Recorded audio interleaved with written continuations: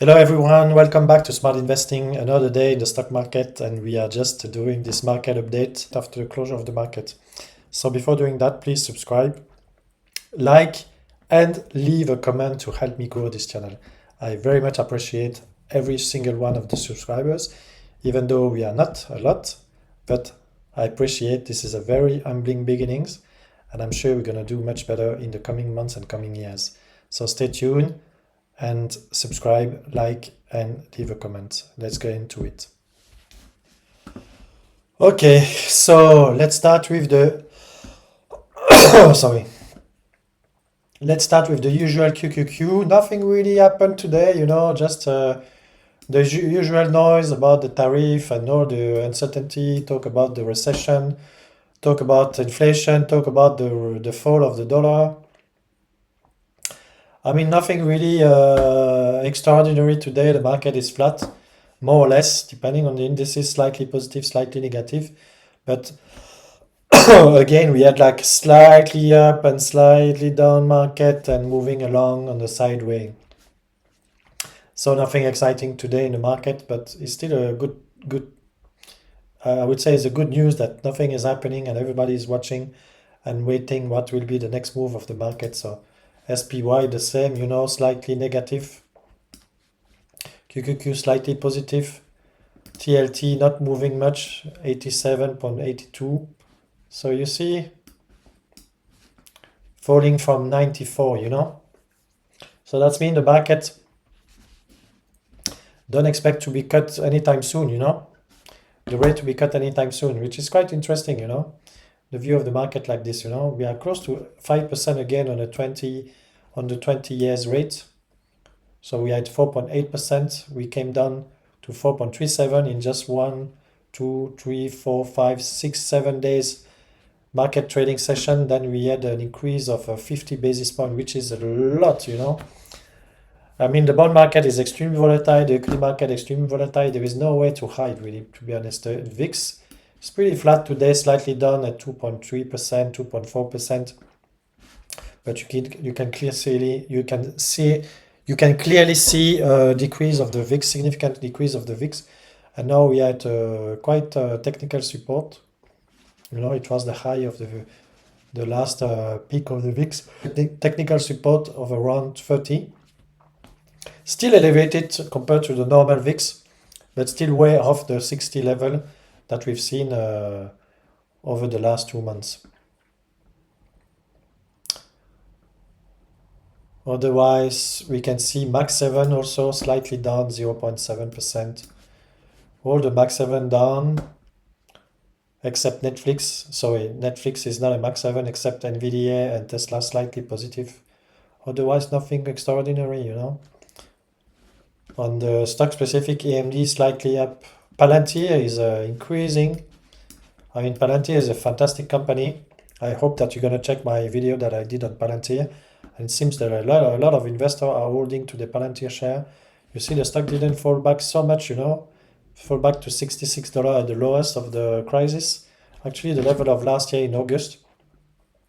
And it seems that retail investor, institutional investor are not ready to sell the Palantir shares, and they are very, very convinced that the stock is going to do extremely well in the coming years, despite the extremely high valuation that you see on the stock right now.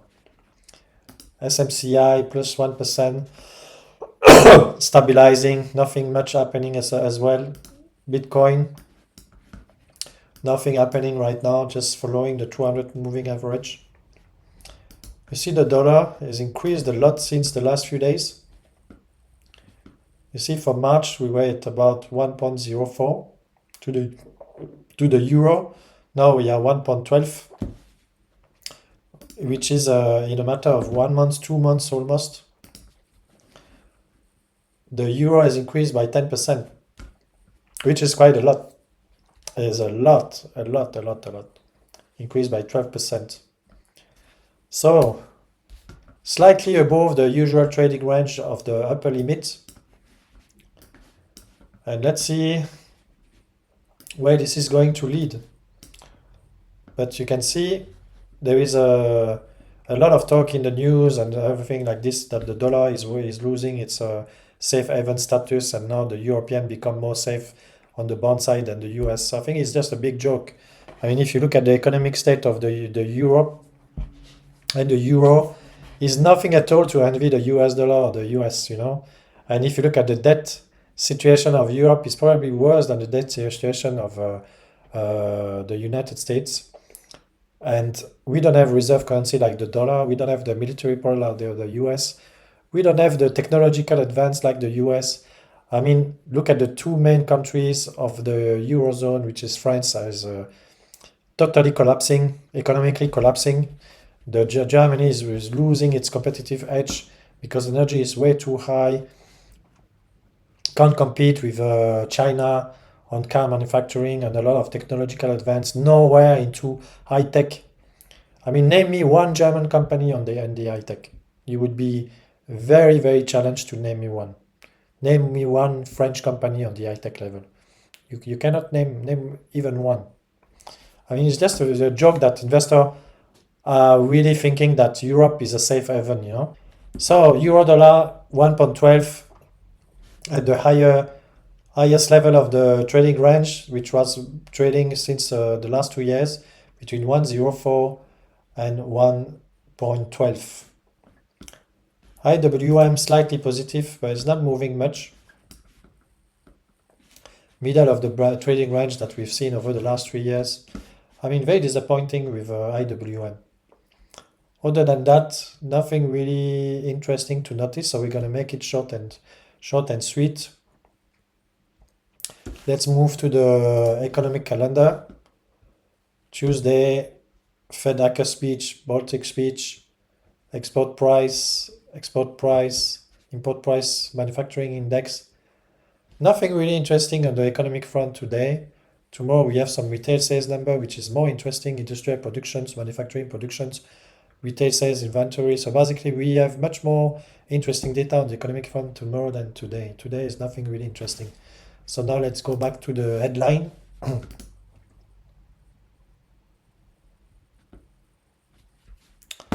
Stock halt rally amid lingering trade war risk. Still the same narrative. Trade war, tariff. I mean, all the fear-mongering headlines that the usual mainstream media is doing just to scare people off. And I mean, it's just the usual things, Nothing is positive on the headline because they don't want to be positive. US economy to lose billions as foreign tourists stay away. Dollar linked to US Treasury yield weakens as confidence crack. So basically, all anti-U.S. rhetoric in Bloomberg, which is not very surprising. Former bank characteristics to mini bond stocks. Basically, nothing much really to talk about today. So we're gonna wrap it up and just wish you a good night and see you tomorrow for another market update. I will probably do another stocks 5-minute review. I intend to make 1 or 2 like this every week because I want to make it more quality focused than quantitative focused. If you want to do discounted cash flow valuations and fundamental analysis valuation, very easy to do. Today, AI can do that. And for a lot of technology company, it's not what is the hedge, not about discounted cash flow analysis. It's more about the qualitative aspect that you can identify the company. We're going to do 5 times, 10 times, or even 20 times your investment. Nothing is going to be on the balance sheet, on the cash flow analysis, on discounted cash flow assumption. Nothing at all like this. Of course, you can do it to get a clear view of what is the fundamental value today. But again, with technological company, you have to look at a broader range of data and qualitative aspect before making an investment and taking a bet on technology company. A lot is outside the balance sheet. Otherwise, would be easy to be an equity analyst or portfolio manager, right? Everybody can do that. Plot cash flow, discounted cash flow, make a lot of assumption on the discount rate, risk premium, and all this. Very easy to do. It's not where you have the added value. Having said that, thank you so much. Subscribe, like, and leave a comment. Bye.